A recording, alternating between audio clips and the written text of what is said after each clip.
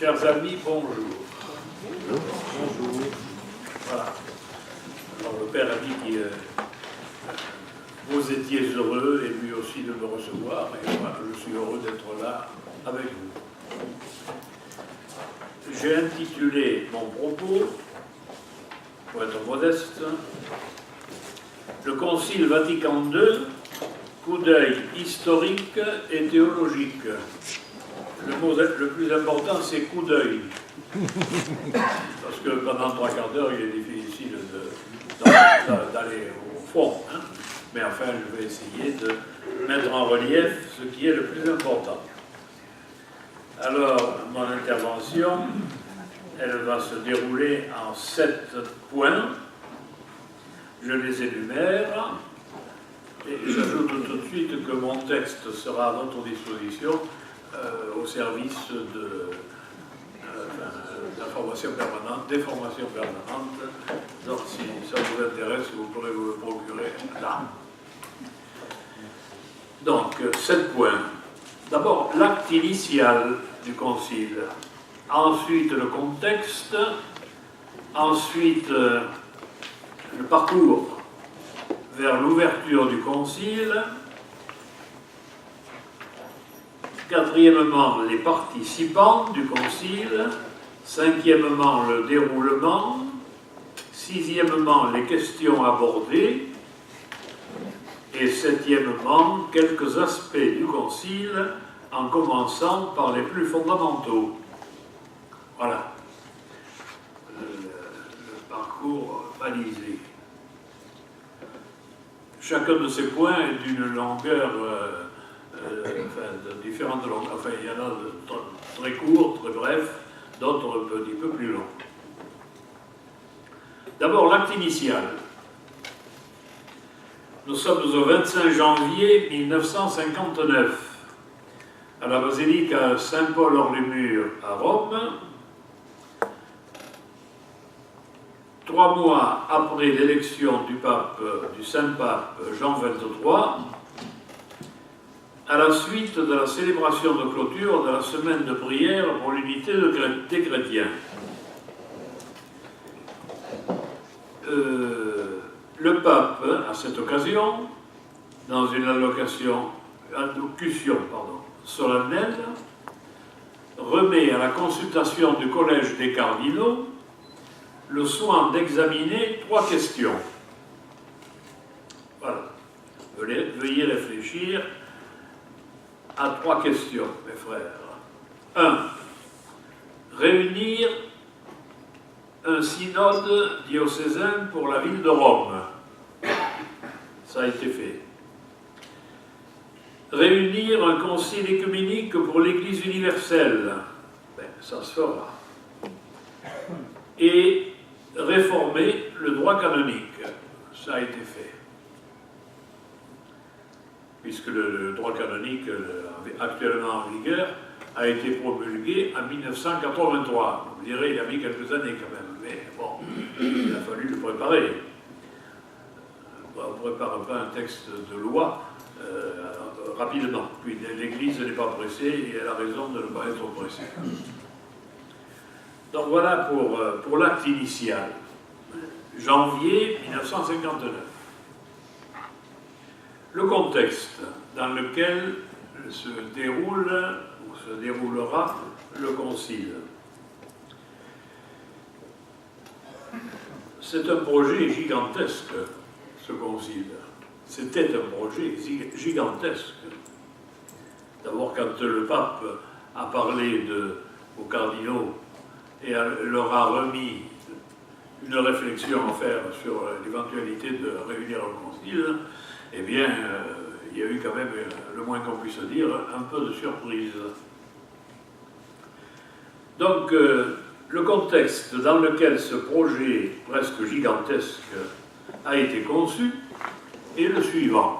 D'abord, un climat de fin de l'époque constantinienne, appelons-la comme ça, dans laquelle l'Église avait une situation privilégiée et jouissait d'une reconnaissance plus ou moins officielle, au moins dans les pays dits chrétiens. Sauf qu'en France, l'offensive d'une laïcité anticléricale au cours de la Troisième République avait conduit des chrétiens à entreprendre déjà une réflexion sur la manière de se situer dans la société. Il fallait bien. D'ailleurs, c'est un service que la Troisième République nous a rendu. Oui, entreprendre une réflexion sur la manière de se situer dans la société qui évolue.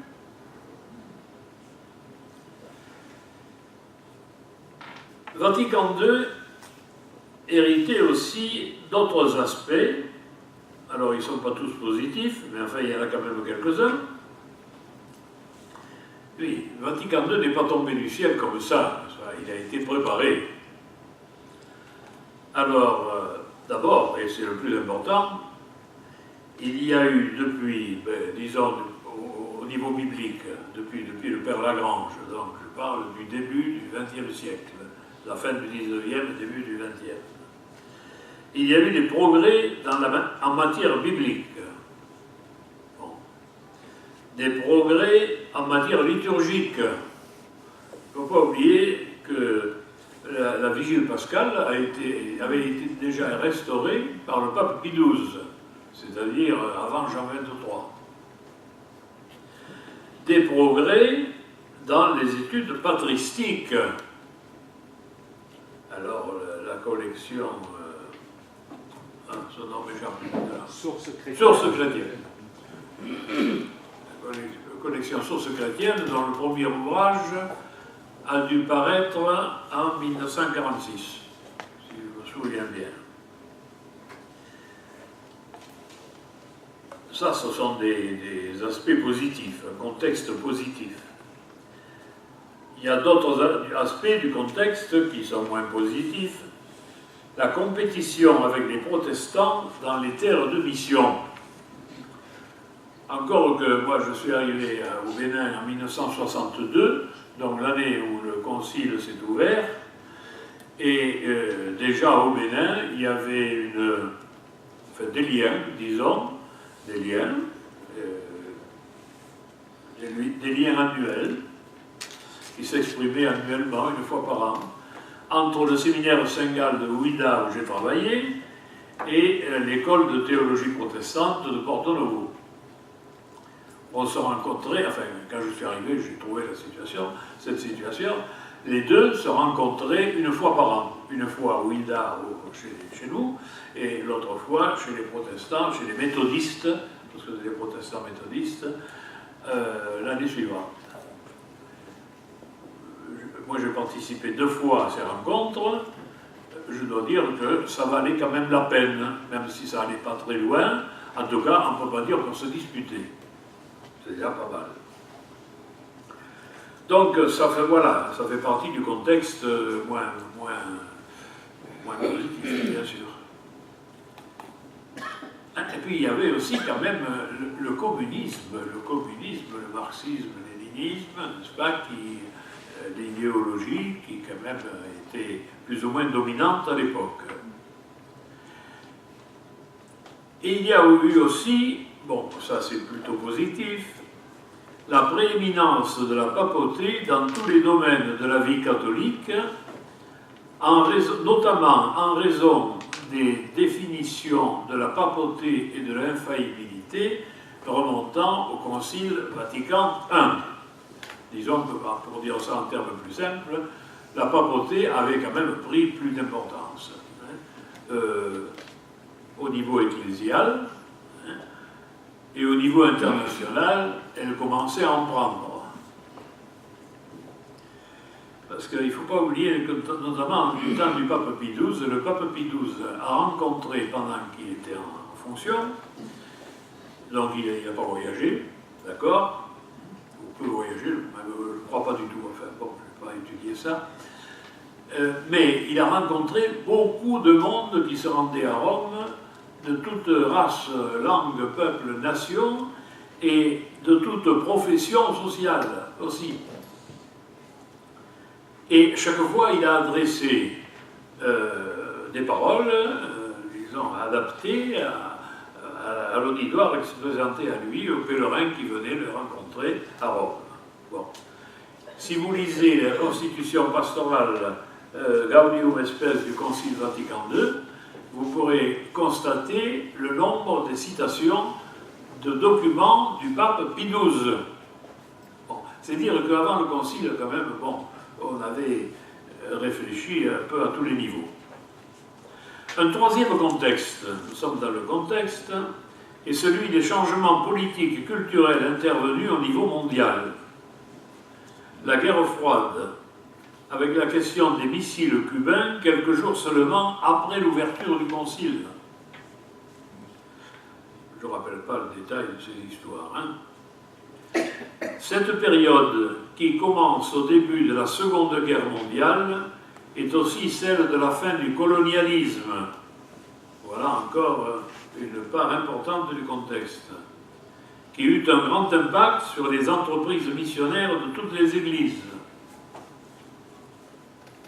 Je me souviens, c'était en 1962, donc la première année du Concile, l'ouverture du Concile. En 1963, l'archevêque de Cotonou de l'époque m'a envoyé, j'avais 33 ans à cette époque-là, n'est-ce pas?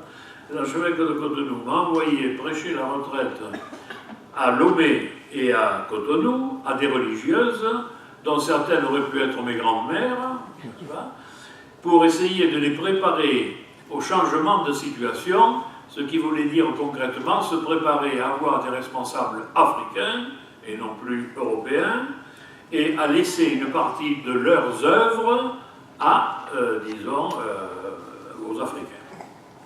Voilà.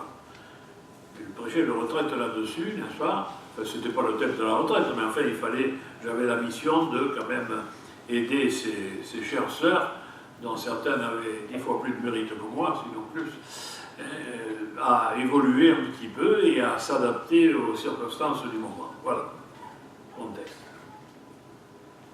Troisièmement, vers l'ouverture du Concile. Nous sommes au 17 mai 59, c'est-à-dire quelques mois après la mise en route du pape Jean XXIII. Au mois de mai 59, une commission anté-préparatoire, sous la présidence du cardinal Tardini, est constituée et on lance une consultation générale. La lettre envoyée par la commission invitait les évêques à présenter leurs idées en toute liberté et honnêteté. C'est une citation.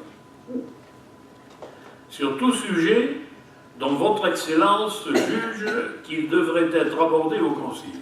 Voilà, donc la consultation était absolument ouverte. La lettre parvient à 2598 ecclésiastiques et suscita 1998 réponses, de longueur variable, allant de 6 lignes, ça venait d'Australie, en 37 pages, ça venait du Mexique. De tous les conciles précédents, aucun n'avait organisé une consultation comparable par son étendue. De façon générale, alors les réponses. De façon générale, les réponses allaient dans le sens d'une consolidation du statu quo, d'une condamnation des maux modernes, tant à l'intérieur qu'à l'extérieur de l'Église, d'une augmentation des définitions doctrinales, en particulier concernant la Vierge Marie, médiatrice, co-rédemptrice, etc., terme que le Concile n'a pas utilisé. Quelques réponses se montrèrent plus osées, dans le sens vers lequel s'orientera le Concile lui-même. Alors, dans ce petit livre-là, que j'ai commis, à propos de l'Église, que souhaitaient les évêques à propos de l'Église? Ce sont des citations des réponses donc, que les évêques ont envoyées à la commission centrale. Enfin, ça ne s'appelait pas comme ça, mais peu importe. Qu'on nous montre l'Église comme une mère aimable, au service du bien des fidèles. On croirait entendre le pape François. Une Église dont la pauvreté effective amènerait à une humilité qui la rendrait infiniment plus disponible aux motions de l'Esprit Saint, plus ouverte aux démarches de l'unité, plus accueillante à la souffrance du monde et plus généreuse au service des pauvres et de la paix entre les hommes. Bon, on peut continuer. Donc, voilà ce qu'exprimait quand même un certain nombre de lettres. Ce n'était pas seulement le maintien du statu quo. Le 5 juin 60, le pape institue les commissions préparatoires. Bon. Donc on avait rassemblé déjà de la documentation. Maintenant, on constitue des commissions, le pape constitue des commissions en répartissant les sujets pour préparer, disons, les documents du Concile. Elle était composée de membres effectifs, les évêques, et de consulteurs, et puis il y a une commission centrale qui était chargée de superviser le travail. Elle devait rédiger des documents sur les sujets qui avaient émergé de la consultation, et elle a travaillé pendant 2 ans, 60-62. Le 11 octobre 1962, à l'époque on fêtait ce jour-là la maternité divine de Marie. Le 11 octobre 1962, ouverture du Concile et discours du pape dans lequel il indique quel était son état d'esprit et ses intentions à ce moment-là. Alors il y a un long discours, très intéressant. J'en ai retenu dans mon texte, mais je ne vais pas tout le lire là, parce que ce serait trop long. Un long discours où le pape dit un petit peu ce qu'il a sur le cœur et où il fait quelques propositions de travail. Il faut quand même citer un passage que vous avez déjà entendu probablement, parce qu'on le cite de temps en temps. Le pape a écrit ceci dans ce discours inaugural du Concile Vatican II. C'est un discours programme, hein, vraiment. Ce concile écuménique s'ouvre dans des circonstances particulièrement favorables, dit le pape. Il arrive souvent que dans l'exercice quotidien de notre ministère apostolique, nos oreilles soient offensées en apprenant ce que disent certains qui, bien qu'enflammés de zèle religieux, manquent de justesse, de jugement et de pondération dans leur façon de voir les choses. Dans la situation actuelle de la société, ils ne voient que ruine et calamité. Ils ont coutume de dire que notre époque a profondément empiré par rapport au siècle passé. Ils se conduisent comme si l'histoire, qui est maîtresse de vie, n'avait rien à leur apprendre, et comme si, du temps des conciles d'autrefois, tout était parfait en ce qui concerne la doctrine chrétienne, les mœurs et la juste liberté de l'Église. Il nous semble nécessaire de dire notre complet désaccord avec ces prophètes de malheur qui annoncent toujours des catastrophes comme si le monde était près de sa fin. Dans le cours actuel des événements, alors que la société humaine semble à un tournant, il vaut mieux reconnaître les desseins mystérieux de la providence divine qui, à travers la succession des temps et les travaux des hommes, la plupart du temps contre toute attente, atteignent leur fin et disposent tout avec sagesse pour le bien de l'Église, même les événements contraires. Voilà un propos optimiste que le pape François pourrait évidemment signer. Aurait pu signer. Voilà. Alors, ensuite, j'essaie de relever quelques lignes. C'est le 21e concile écuménique, hein, Vatican II, 21e concile dit écuménique. Le 21e concile écuménique veut transmettre le précieux trésor de la foi nous ne devons pas seulement le garder comme si nous n'étions préoccupés que du passé, je cite le pape, mais nous devons nous mettre joyeusement, sans crainte, au travail qu'exige notre époque, en poursuivant la route sur laquelle l'Église marche depuis près de 20 siècles. Il ne faut pas oublier que Jean XXIII était un historien. Donc, souvent appel à l'histoire, n'est-ce pas, pour comprendre l'actualité, ce qu'il faut toujours faire, pour relativiser beaucoup de choses. Ensuite, le pape disait, nous n'avons pas non plus comme premier but de discuter de certains chapitres fondamentaux de la doctrine de l'Église, et donc de répéter plus abondamment ce que les pères et les théologiens anciens et modernes ont déjà dit. Voilà, cette doctrine est gravée dans vos esprits, vous la connaissez. Ce qui est nécessaire aujourd'hui, c'est l'adhésion de tous dans un amour renouvelé, dans la paix et la sérénité, à toute la doctrine chrétienne, dans sa plénitude, etc. Il faut que, répondant au vif désir de tous ceux qui sont sincèrement attachés à tout ce qui est chrétien, catholique et apostolique, cette doctrine soit plus largement et hautement connue que la doctrine que nous connaissons, la doctrine fondamentale de la foi, donner de la foi. Bon, oui, que soit approfondie et présentée de la façon qui répond aux exigences de notre époque, disait le pape. Voilà comment il faut présenter la doctrine, enfin chercher à la présenter. Autre est le dépôt lui-même de la foi, et autre est la forme sur laquelle ces vérités sont énoncées. Il faudra attacher beaucoup plus d'importance à cette forme et travailler patiemment, s'il le faut, à son élaboration. Et on devra recourir à une façon de présenter qui correspond mieux à un enseignement de caractère surtout pastoral. Voilà. Présenter la doctrine d'une manière surtout pastorale. C'est ce que fait le pape François dans l'exhortation apostolique sur la joie de l'amour, n'est-ce pas, où il présente la doctrine du mariage de façon pastorale. Quand on a compris ça, on a tout compris du contenu de l'exhortation. Et on ne se scandalise pas de telle ou telle ouverture.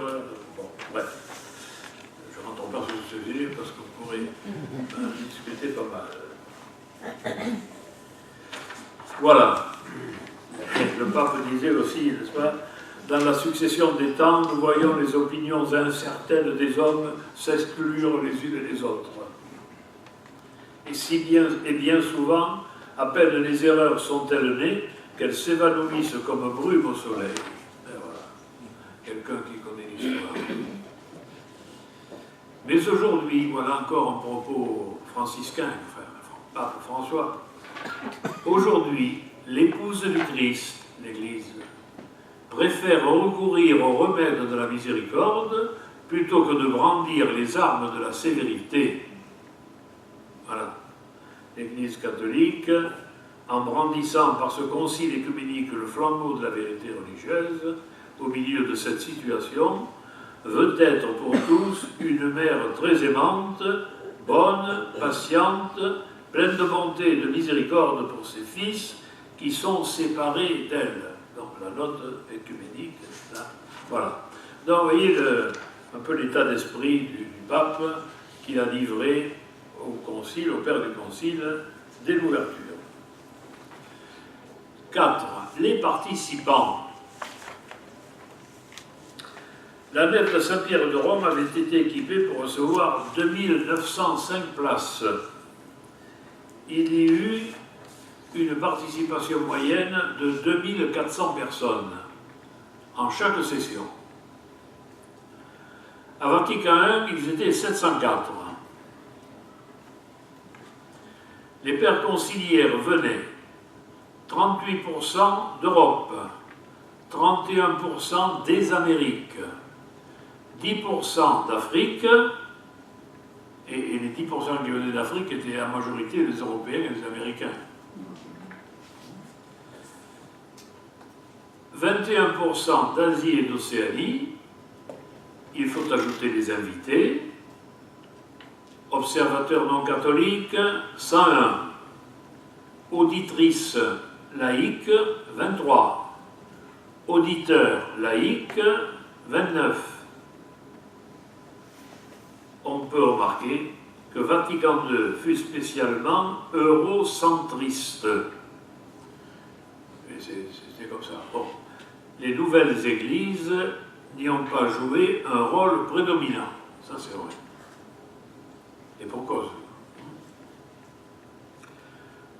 L'Europe, ses centres d'intérêt, l'héritage de son histoire, fournirent la trame à l'intérieur de laquelle se joua Vatican II, lequel cependant a toujours cherché à transcender ses limites européennes. Il n'y a qu'à lire les textes pour le voir. Mais il reste que tout ça a été travaillé surtout et élaboré par des Européens et des Américains. Le déroulement du concile, c'est la 5e étape. Le concile fut convoqué officiellement le 25 décembre 61 par la Constitution Manet Salodis. Bon. Il se déroula en 4 sessions.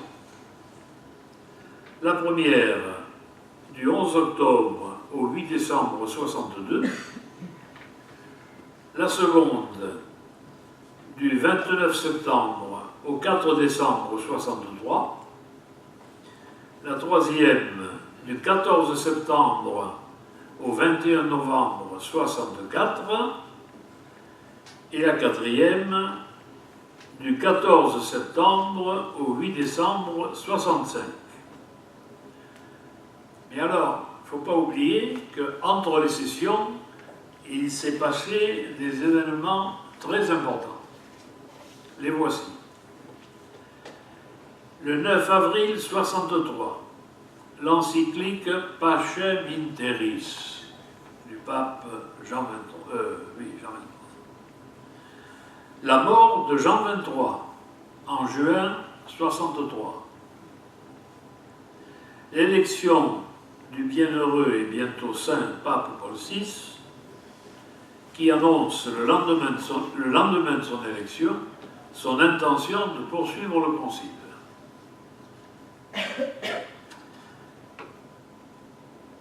Le 4-6 janvier 64, Paul VI rencontre Athénagoras en Terre Sainte. Voilà, une grande date encore. Le 6 août 64, l'encyclique Ecclesiam Suam sur l'Église en dialogue, pour laquelle Jean Guiton a joué un grand rôle. Quand on parle de dialogue, du dialogue aujourd'hui, à quelque niveau que ce soit, on peut se référer utilement à cette encyclique Ecclesiam Suam. Il y a des pages sur cette question, très importante. Autre événement, le 14 septembre 64, première concélébration eucharistique de tous les évêques. Première concélébration, c'est un événement liturgique, ça, de tous les évêques. Toujours en 64, le voyage du pape Paul VI à Bombay, qui traite du thème « La faim et le pain eucharistique ». Donc, pour sensibiliser un peu l'opinion générale sur la relation entre d'abord la situation de la faim dans le monde et le sacrement de l'Eucharistie. Et en 65, alors, la promulgation de nombreux textes conciliaires, la levée réciproque des excommunications entre Rome et Constantinople, qui remontait à 1054, on va oublier. Et le 8 décembre 65, clôture solennelle du concile, en présence de 81 délégations gouvernementale.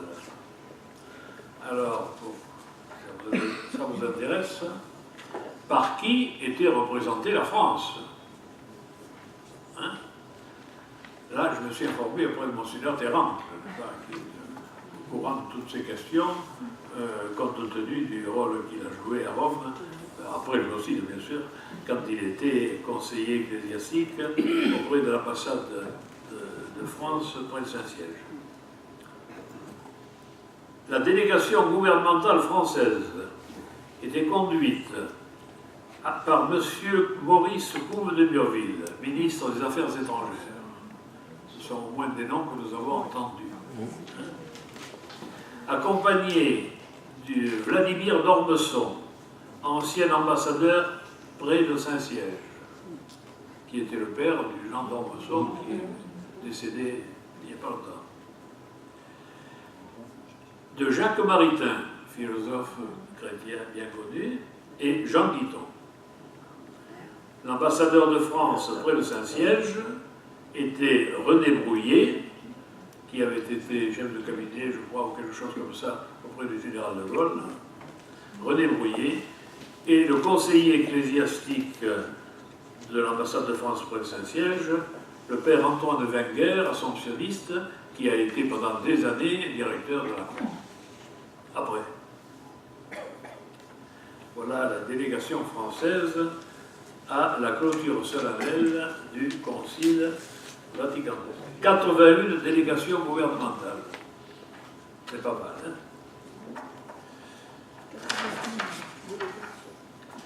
Alors, les questions abordées au Concile, c'est le numéro 6.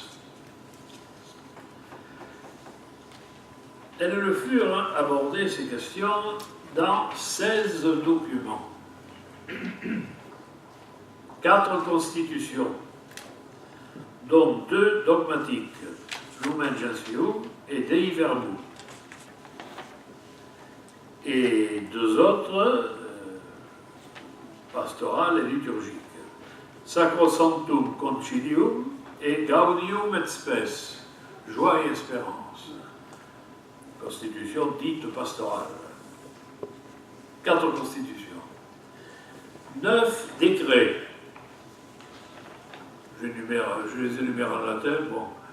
Christus Dominus pour les évêques, Presbyterorum Ordinis pour les prêtres, Optatam Socius pour la formation des prêtres, Perfecte Caritatis pour les religieux et les consacrés, Apostolicam Actuositatem pour les laïcs, Adjentes pour la mission Adjentes, ad extra, Orientalium Ecclesiarum pour les églises orientales, Inter Mirifica, mon Dieu, je crois que Inter Mirifica, c'est les communications sociales.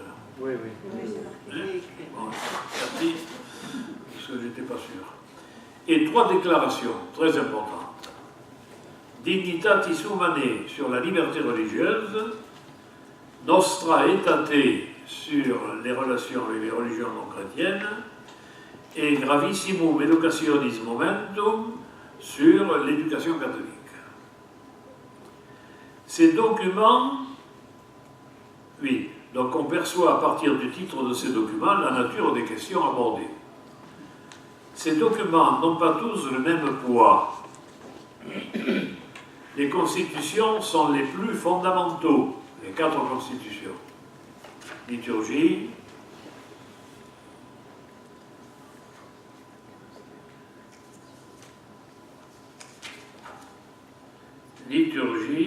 donc, Gaudium et Spes, la relation, le rapport de l'Église au monde, c'est une constitution qui est à lire en même temps, si on peut dire,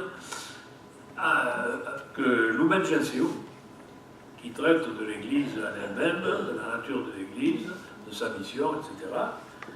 Et Gaudium et Spes, c'est l'Église au monde. Donc, ça, c'est les constitutions fondamentales. Et puis la liturgie, donc. Et après, oui, une autre constitution fondamentale, c'est Dei Verbum, la révélation, qui traite donc de l'écriture et puis la tradition. Donc, ces documents n'ont pas tous le même poids, ce qui ne veut pas dire que certaines sont moins importantes que d'autres.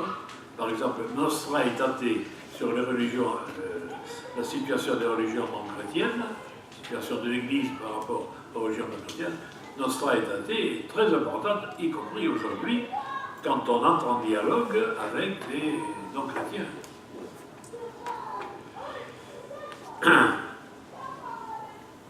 Les documents, les constitutions sont les documents les plus fondamentaux. Les décrets représentent par rapport aux constitutions des sortes de décrets d'application, on dirait. Les déclarations ont une portée pastorale de grand intérêt pour l'évangélisation. Donc la liberté religieuse, les religions non chrétiennes, etc.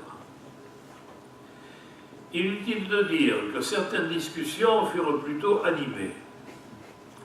Les questions les plus importantes furent les plus vivement contestées, ce qui voulait dire que certains évêques, à tort ou à raison, y percevaient des déviations par rapport à la pratique ou à l'enseignement préalable, à tel point que ces questions devenaient dangereuses, illégitimes ou hérétiques dans leur esprit.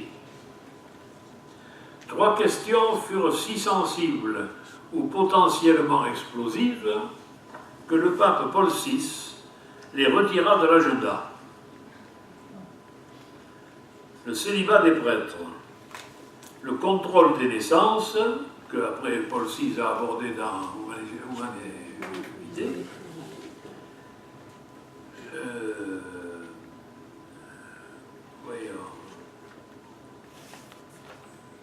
oui, le célibat des prêtres, le contrôle des naissances, la réforme de la curie romaine, qui est en train de se faire maintenant, donc c'est pas le lendemain du concile, et le synode des évêques, qui lui, par contre, est entré en vigueur rapidement après le concile, mais dont la nature et la compétence est encore, disons, elle n'est pas flottante parce qu'il y a des règles, hein, mais disons qu'elle est à l'étude encore, hein, la question du synode des évêques. La place du latin dans la liturgie suscita de grands débats. Quoi qu'il en soit, il ne faut pas dire, parce qu'on dit soit... Le concile a dit que... Bon, le concile n'a pas supprimé le latin. Donc, les gens chantaient en latin s'ils en ont envie, même s'ils ne comprennent rien. Bon. Mais oui, vous comprenez. Donc, ce qui a été débattu, c'est qu'est-ce qu'on va faire pour mettre la liturgie à la portée des gens. Voilà, c'est ça. Et alors le concile a autorisé les conférences épiscopales à délibérer sur ces questions-là pour les traductions donc, liturgiques. Bon. Ça aussi, ce n'est pas une petite affaire. Le dernier missel, enfin le missel que nous utilisons,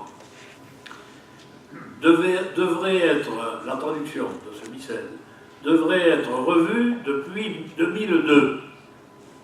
Ça va se faire. On va voter là. Et bon, j'espère qu'on l'aura l'année prochaine.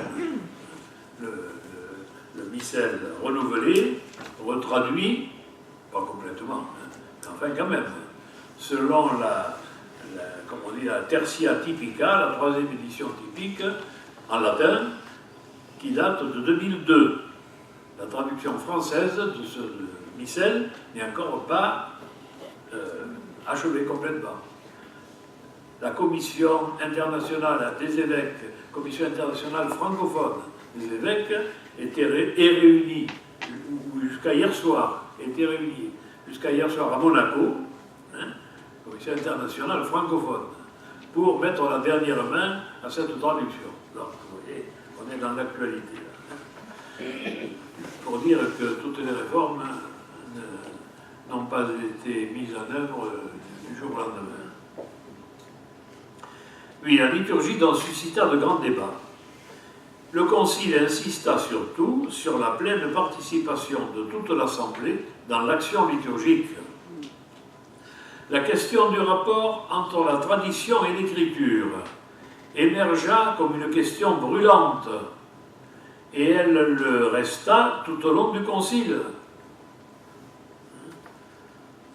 Et oui, qu'est-ce que la tradition? Qu'est-ce que la tradition? C'est ce qui se faisait hier ou autre chose? La tradition, nous en faisons partie. Nous, là, vous, moi, nous en faisons partie. C'est l'Église vivante, la tradition. Voilà. Bon, vivante hier et vivante aujourd'hui. Et c'est elle qui reçoit l'Écriture sainte, la parole de Dieu, elle la reçoit aujourd'hui. Voilà. Elle la reçoit, elle la réfléchit, elle la prie, etc. Peu de sujets suscitèrent des controverses aussi âpres que la relation de l'Église avec les Juifs. Eh oui, Saint Paul a bien traité la question au chapitre 9 de la lettre aux Romains, hein, mais bon, vu tout ce qu'a souffert, enfin, toutes les péripéties par lesquelles est passé le peuple juif dans l'histoire, au siècle dernier, donc la relation, controverse âpre, la relation de l'Église avec les Juifs, ainsi qu'avec les autres religions non chrétiennes. Quelle est la situation de ces religions non chrétiennes par rapport au salut? Est-ce que les non chrétiens vont être sauvés? Comment ils seront sauvés? Par quel médiateur ils seront sauvés? Est-ce qu'elles-mêmes se suffisent à elles-mêmes, disons, comme moyen de salut? Si elles se suffisent complètement, pas besoin de Jésus-Christ. Ben oui, mais voilà le problème. Voilà, c'est dire que tout ça a mérité d'être discuté, il a été. Et nous avons un document qui est utile aujourd'hui, tout à fait, quand on dialogue avec des non-chrétiens. Oui, et puis, donc les relations de l'Église avec les Juifs a suscité des controverses, pour une part à cause des implications politiques en lien avec le monde arabe, et aussi à cause du langage de Saint Jean dans l'Évangile concernant les Juifs. Parce que quand on lit l'Évangile de Saint Jean, on voit souvent citer les Juifs, et c'est généralement pas pour les féliciter de ce qu'ils font. Voilà. C'est les premiers contestataires, les Juifs, dans Saint Jean. Alors il faut s'expliquer là-dessus aussi. Alors tout ça a suscité, oui, des discussions, des débats. Bon. En défendant une sorte de vie, la déclaration sur la liberté religieuse a connu aussi un parcours difficile. En défendant une sorte de séparation entre l'Église et l'État, en donnant une sorte de primauté à la conscience par rapport à l'obéissance à l'autorité ecclésiale, cette déclaration suscita une opposition farouche qui mit en péril la vie même du document. La liberté religieuse. Oui, parce que les papes du XIXe siècle, notamment le pape Pie IX, n'avaient pas parlé tout à fait dans le même sens. Gaudium Spes posa problème aussi, en ce sens qu'il n'existait aucun document semblable dans les conciles précédents, à cause aussi du ton du texte que certains jugeaient trop optimiste. C'est un peu vrai qu'il est optimiste. Est-ce qu'il est trop? Bon. Et de l'approche sociologique ou empirique que ce document semblait parfois se donner pour fondement, plutôt que de chercher un fondement théologique. C'est pas tout à fait juste, ça.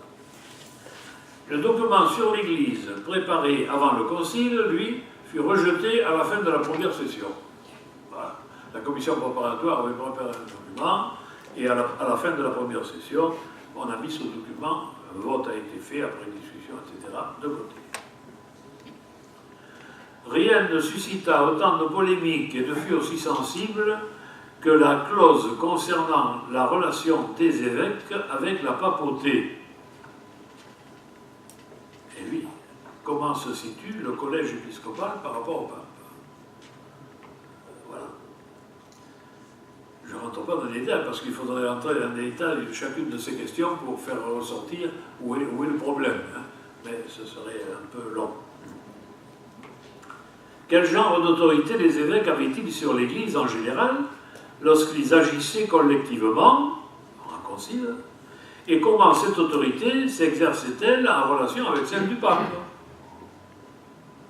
Est-ce qu'ils ont besoin de l'autorité du pape? Est-ce que l'autorité du concile se suffit? En quoi la collégialité était-elle différente du conciliarisme qui avait été condamné au XVe siècle et plusieurs fois encore par la suite? Conciliarisme selon lequel, pour faire bref, n'est-ce pas, c'est le concile qui est souverain. Point. Tandis que la doctrine, c'est le concile est souverain approuvé par le pape. Le rôle et l'autorité de la curie romaine, là aussi. Est-ce que la curie romaine est un secrétariat central, nécessaire au pape? Ça c'est vrai. J'ai travaillé 5 ans, je sais que c'est nécessaire au pape. La curie romaine est nécessaire au pape, mais est-ce qu'elle a aussi pouvoir de décision? Or, concrètement, dans les faits, même aujourd'hui encore, eh bien, le pape a délégué un certain nombre de pouvoirs aux organismes de la curie, notamment les principaux, les grandes congrégations, des évêques, des religieux, du clergé, des séminaires et universités, etc. L'éducation catholique, etc. Quel genre d'autorité les évêques avaient-ils sur l'Église en général lorsqu'ils agissaient collectivement? Oui, je l'ai dit. Autre question. Les relations des évêques au sacrement de l'ordre. D'abord, le Concile a bien précisé que l'épiscopat est un sacrement et non pas un super presbytérat. L'évêque n'est pas un prêtre au carré. L'évêque, c'est l'apôtre. Donc, c'est lui le premier. Bon. Les prêtres sont investis du sacerdoce, non pas de l'évêque, mais du Christ, mais en communion avec l'évêque, dont ils sont les collaborateurs.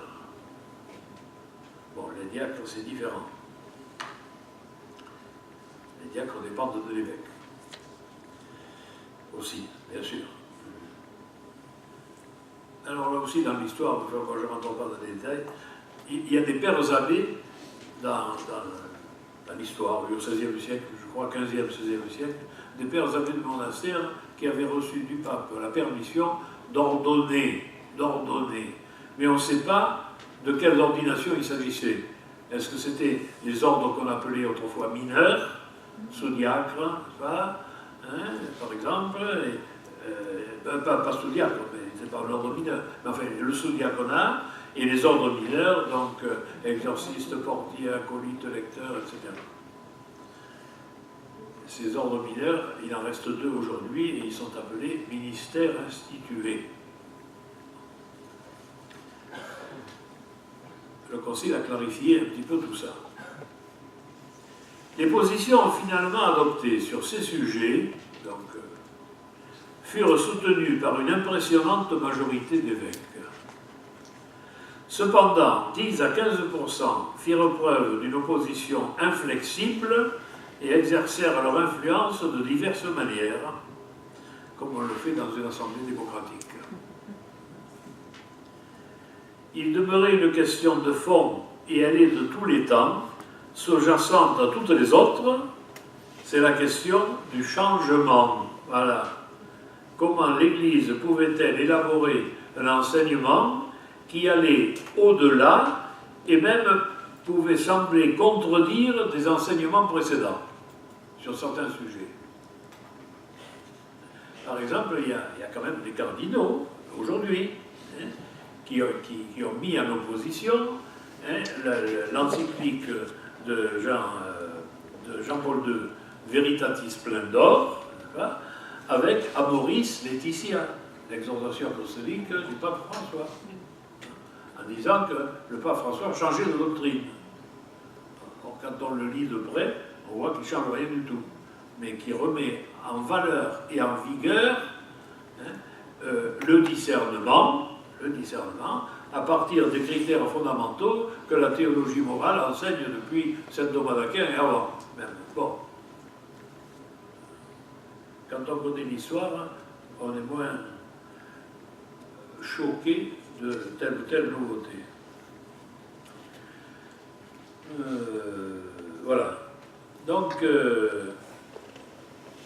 oui.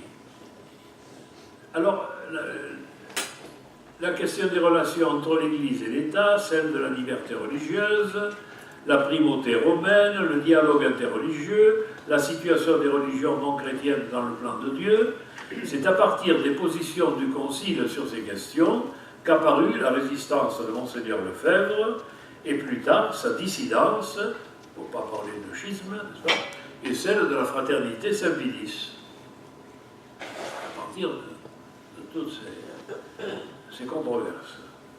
Il faut ajouter, et je terminerai par là parce que je crois que ça suffit, il faut ajouter que cette question du changement ne peut prétendre à une solution définitive d'une manière ou d'une autre. Sa nature est d'être en tension entre continuité et changement. L'Église, elle est en tension permanente entre continuité et changement, entre centre et périphérie, Rome et la collégialité épiscopale, fermeté et souplesse. Dans la mise en œuvre au quotidien de la pastorale, il s'agit de gérer ces tensions. Et c'est en premier lieu le travail de l'évêque, de gérer les tensions. Ouais. Dans la mise en œuvre au quotidien de la pastorale, il s'agit de gérer ces tensions. Et c'est dans ce cadre que s'exerce le ministère pastoral de la communion ecclésiale. Je crois que je parle depuis 3 quarts d'heure. Alors, j'avais encore là 2 questions, mais alors, ce serait un peu plus long. Quelques aspects du Concile, en commençant par les plus fondamentaux, les questions abordées en détail. Bon, je laisse ça tomber pour le moment. Oh non. Parce qu'on peut... vous pouvez me poser des questions là-dessus. On fait comme ça? Donc vous avez la parole maintenant. À moins que vous vouliez respirer un peu. Non, s'il y a des questions, on va les...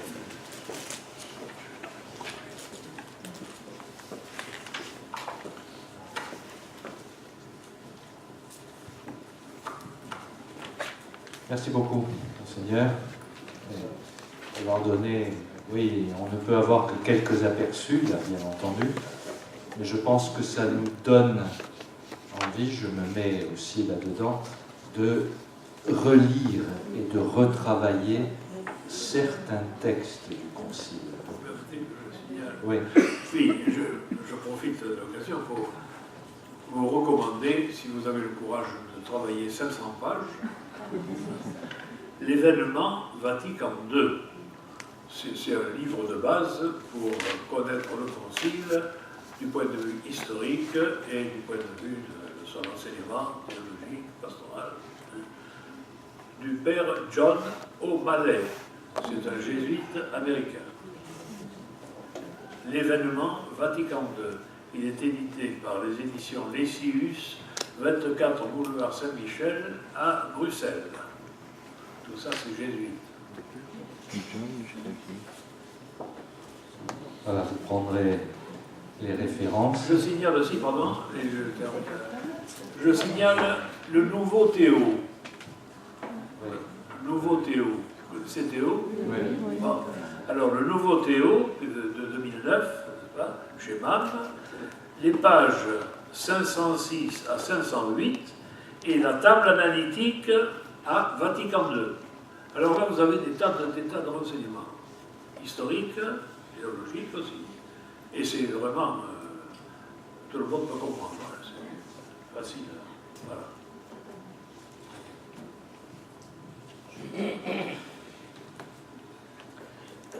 Mais j'insiste, replonger aussi dans le texte même de Vatican II.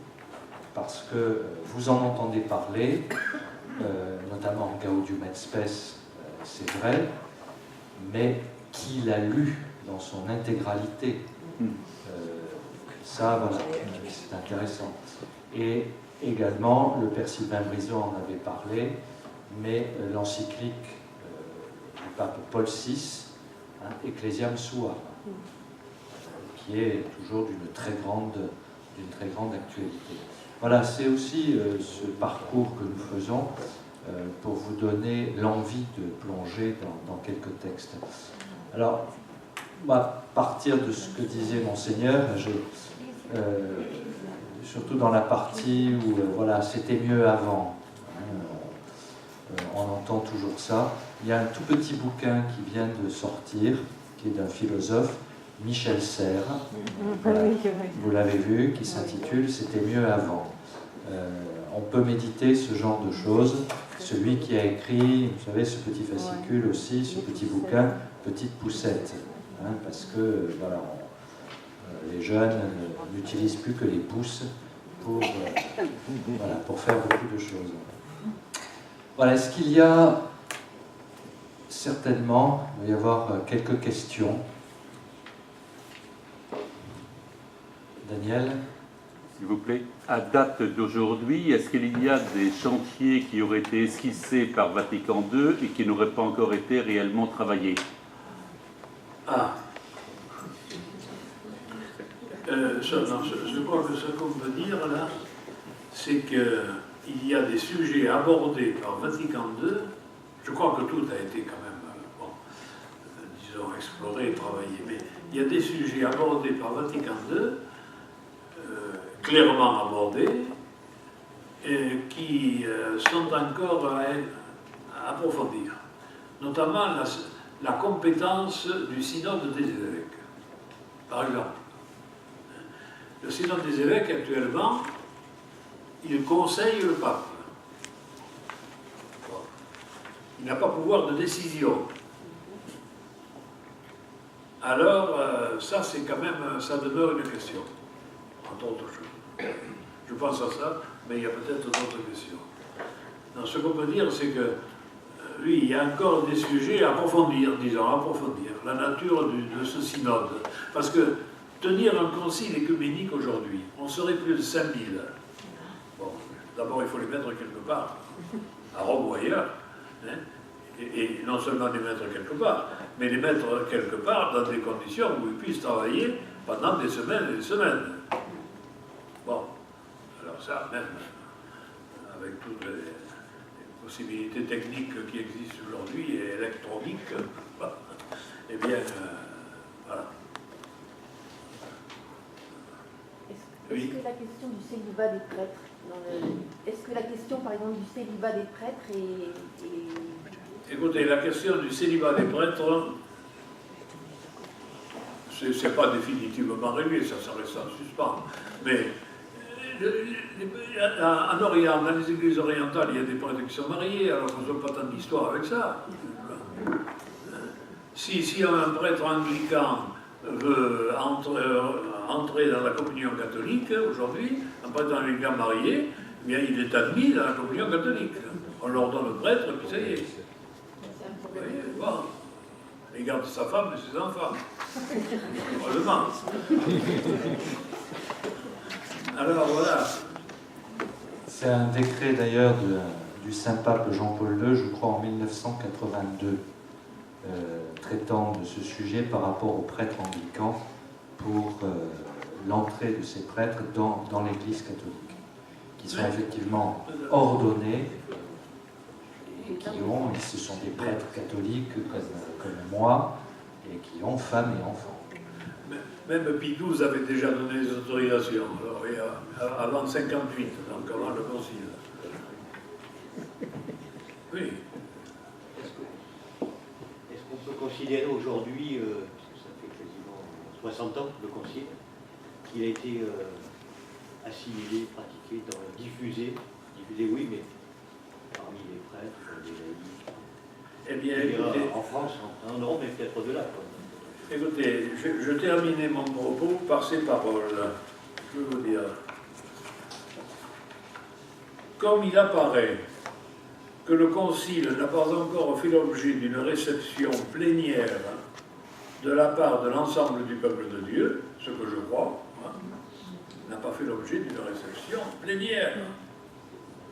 Il reste à souhaiter que l'on poursuive avec rigueur son étude, qu'on en approfondisse le contenu du Concile, pour rendre l'Église toujours plus en mesure de témoigner dans le monde que Dieu est amour et que seul Jésus-Christ peut venir sauver ce monde.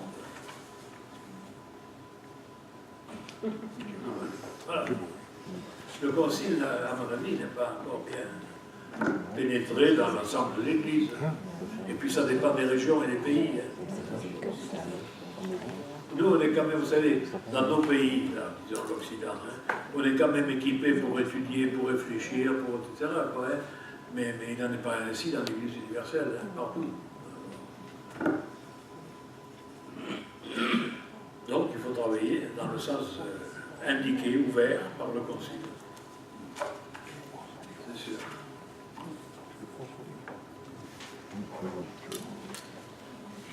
En lisant aussi les textes du magistère, que ce soit les encycliques, les exhortations apostoliques, les décrets, etc., ou les textes, pas seulement du souverain pontife, mais des dicastères, on s'aperçoit très vite que tous ces textes sont profondément ancrés et citent sans arrêt le Concile Vatican II. Donc en travaillant tous ces textes, on travaille aussi le Concile Vatican II. C'est important ça, de le rappeler. Il y a aussi une question pour rejoindre la question que vous posez là-bas. C'est la situation du pape. En théologie, il y a d'abord le collège épiscopal. Dans mon petit bouquin, là, je souligne ça. Il y a le collège épiscopal. Jésus a créé un collège épiscopal, enfin apostolique, avec Pierre comme chef, mais il a créé le collège. Bon. Actuellement, le Saint-Père a une position internationale, je dis bien unique, au point que, quand il parle, pour les gens, pour l'ensemble du peuple de Dieu et au-delà, n'est-ce pas, eh bien, l'évêque n'a plus beaucoup de poids à côté ou devant le pape, l'évêque du lieu.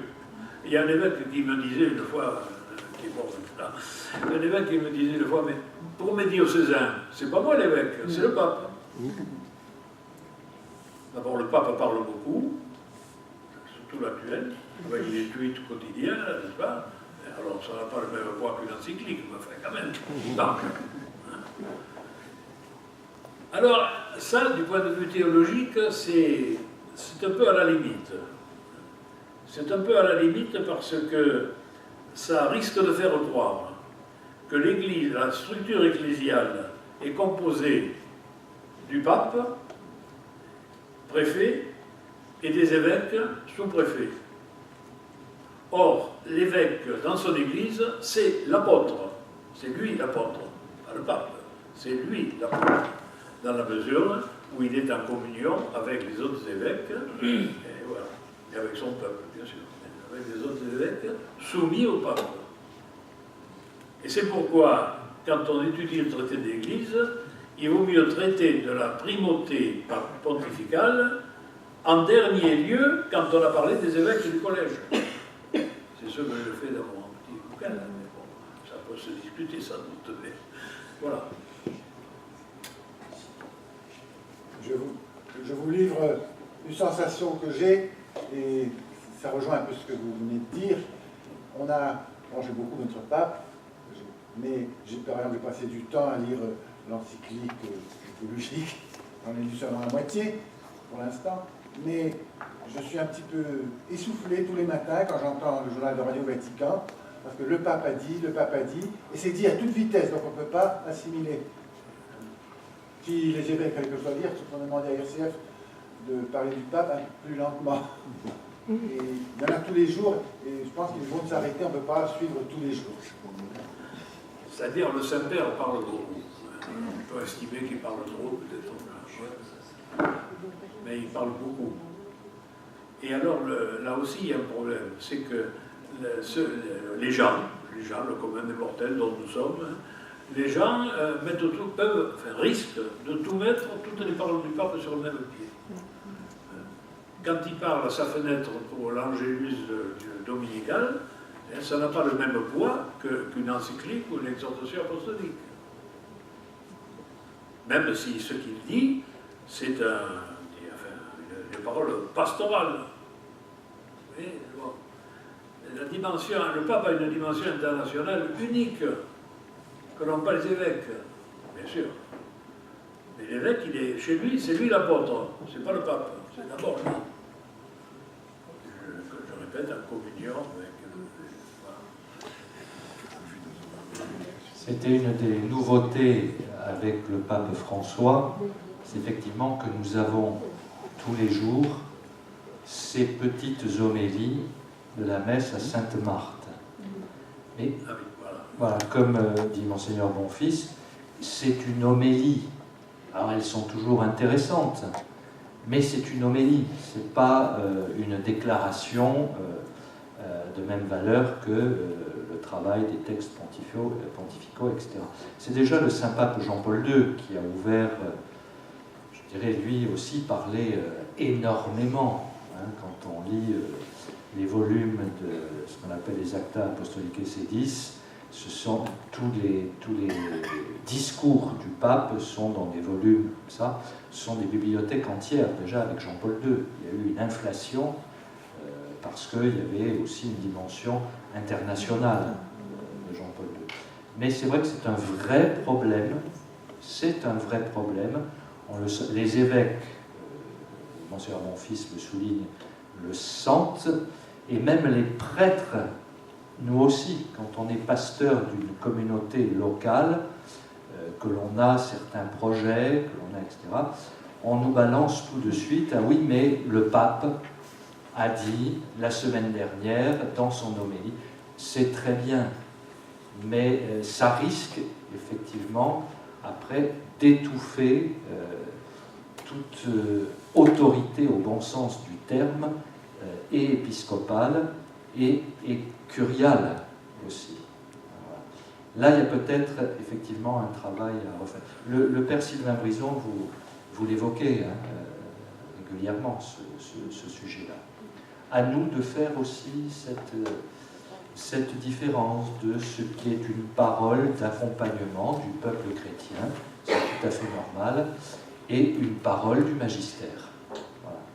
Là, il faut faire un peu la différence. L'Église n'est pas une pyramide. L'Église, c'est un peuple. Voilà. À l'intérieur de l'Église, il y a une charpente pour qu'elle tienne l'Église et qu'elle vive. Cette charpente, c'est ce qu'on appelle la hiérarchie, voilà. Qui fournit à l'Église l'enseignement, la sanctification, et qui conduit l'Église en vue du royaume de Dieu. Et au centre de cette hiérarchie, ou au cœur de cette hiérarchie, il y a la primauté du pape. Voilà. Mais ce n'est pas une pyramide, c'est un peuple. Mais le pape est évêque de Rome, donc il est évêque entre Paris. Ça, il a le souci de le souligner, l'actuel, et c'est très bien.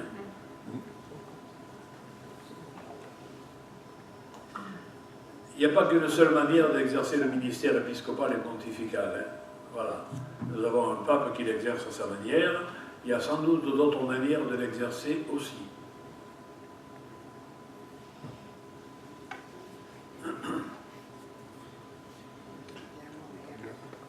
Encore une ou deux questions. Je pense aussi, Monseigneur Bonfils nous a fait sentir la prudence de l'Église. L'Église prend son temps, et elle prend son temps aussi dans les réformes. C'est important. Aujourd'hui, on entend beaucoup de catholiques qui aimeraient qu'on aille extrêmement vite sur telle ou telle question, telle autre question. Non, il n'y a pas Emmanuel Macron à la tête de l'Église. Lui, son rôle dans l'État, il va très vite, Ce n'est pas le rôle de l'Église. L'Église, comme mère, accompagne un peuple lentement, prudemment. Et ça, il faut pouvoir l'accepter. Quelque chose que l'on peut dire aussi. On l'a bien senti dans les propos de Monseigneur Monfils. On a bien senti ça. Et n'oubliez pas aussi dans l'application, dans la réception du concile, le temps qu'il a fallu au très grand concile précédent, mis à part Vatican I, mais le concile de Trente. Il a fallu des dizaines d'années avant la réception et l'application de ce concile. Surtout en France. Et surtout, oui, on l'avait vu, surtout en France. Voilà, je ne sais pas s'il y a d'autres... Oui. Je voulais juste illustrer ce que vous venez de dire. J'ai découvert, qui m'a demandé, presque si ce n'était pas à défaut, des déclarations du Concile de Trente sur les Juifs qui auraient pu aussi bien être faites au Concile Vatican II, c'est-à-dire qui rejettent complètement l'antisémitisme. Je ne le savais pas. Oui, c'est pas neuf. Il y a l'Église, dans ses 2000 ans d'histoire, a réglé et adapté sa relation avec le peuple juif. Comme l'a dit Monseigneur, à partir du Vatican II, évidemment, réagit aussi avec tout ce qui s'est passé dans le XXe siècle, bien entendu. Mais les Juifs déicides, comme on le disait, tout ça a été pensé et réfléchi et réadapté aussi tout au long de l'histoire de l'Église, bien entendu. Il faut lire le chapitre 9 de la lettre aux Romains. Ça, c'est le fondement. Le chapitre 9 de la lettre aux Romains. Nous sommes l'olivier sauvage greffé sur l'olivier franc. Voilà.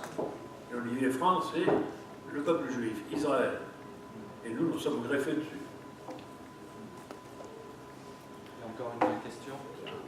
Vas-y. Par rapport à ce que vous disiez, est-ce que vous n'avez pas peur que cette extrême lenteur fasse fuir plus de chrétiens? Est-ce que vous avez peur que l'extrême lenteur moi j'appelle ça l'extrême lenteur, de la réflexion qui est peut-être nécessaire, mais le monde change tellement vite. Le temps est plus important que l'espace, nous dit notre pape actuel. Le temps est plus important. On est de plus en plus seul dans nos églises. On est trop pressé. Moi je crois que dans l'ensemble, nous sommes trop pressés. De tout faire. Pas seulement les documents d'église, tout ça, mais on est trop pressé. Et c'est ça qui rend les gens malades, d'être trop pressés. Je disais par rapport à Vatican II, ça fait 60 ans. Oui, il y en a eu. Beaucoup de gens ne le reconnaissent pas et le Concile de Trente, sur certains aspects, a attendu un siècle avant d'être reçu un peu en France, notamment pour la formation des prêtres. C'était un point de vue. Là aussi, il faut faire une différence entre ce qui est de l'ordre du salut. Comment ce chemin de salut que l'Église propose, ce chemin de salut. Là, il faut du temps pour le découvrir, le décrypter. Et après, évidemment, la rapidité, on a besoin aussi de rapidité dans tout le débat éthique, par exemple, ce que va dire l'Église, l'application. Dans l'éducation, il y a un grand texte qui est sorti récemment sur l'éducation catholique, sur les séminaires. Il y a besoin d'applications ultra rapides aussi, voilà, très concrètes.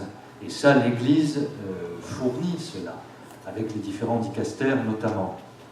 Mais après, voilà, l'Église, elle doit aller lentement. Elle doit aller très lentement, et surtout ne pas vivre au rythme.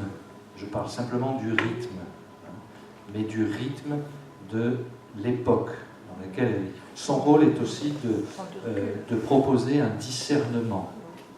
Ça, c'est extrêmement important. C'est son rôle de proposer un discernement, c'est-à-dire de prendre du recul et de prendre de la hauteur, ce que notre monde ne sait plus beaucoup faire. D'où toutes les erreurs, on s'en apercevra très vite de ces erreurs. Prendre du recul et prendre de la hauteur. Alors on aimerait que tout soit réglé très très vite. C'est pas dans une éducation simplement de parents. Vous l'avez vécu en tant que parent, vous savez qu'il y a des décisions qu'il faut prendre très rapidement, et puis vous savez très bien que pour certaines choses, il faut un accompagnement sur 5 ans, sur 10 ans, sur 15 ans, pour entrevoir le rythme de la vie et faire de vos enfants un homme et une femme dignes de ce nom. C'est le même, l'Église est mère, elle agit comme cela dans son éducation. Je pense qu'on peut, là on peut réfléchir là-dessus.